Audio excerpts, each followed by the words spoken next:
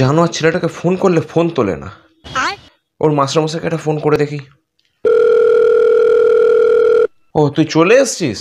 তোকে ফোন করলে ফোন তুলিস না কেন? শুধু শুধু তো স্যারকে ফোন করছিলাম। আবার স্যারকে ফোন করার কি দরকার ছিল?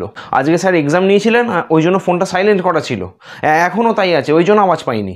যাই হোক, বলো কেন ফোন করেছিলে? আসলে বলছিলাম যে এই দাঁড়া দাঁড়া, তো স্যার ফোন করেছে। হ্যাঁ স্যার, নমস্কার। নমস্কার মল্লিক বাবু। আসলে স্যার, আজকে তো রাজার আপনার কাছে পড়া থাকে। আমার একটুখানি ওর সাথে দরকার ছিল, ওকে ফোন করছিলাম, ও ফোন তুলছিল না, ওই জন্য আপনাকে একটু ফোন করেছিলাম। কিন্তু আজকে তো আমার দ্বারে ওর পড়া ছিল না, আমি তো শুধু রোববার কইরা পড়াই। কি বলছেন স্যার? এদিকে তো ও সপ্তাহে 3 দিন করে আপনার কাছে পড়তে যাবে বলে বাড়ি থেকে বের হয়। বুঝতে পেরে গেছি স্যার।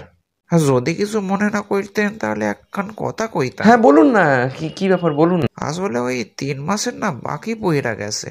3 মাসের? আমি তো প্রতি মাসে ওর হাতে করে 500 টাকা করে পাঠিয়ে দিই।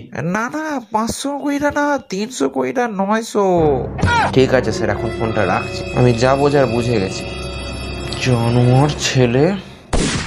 আজ তোর একদিন কি আমার একদিন। বাবা, আমার কথাটা শোনো।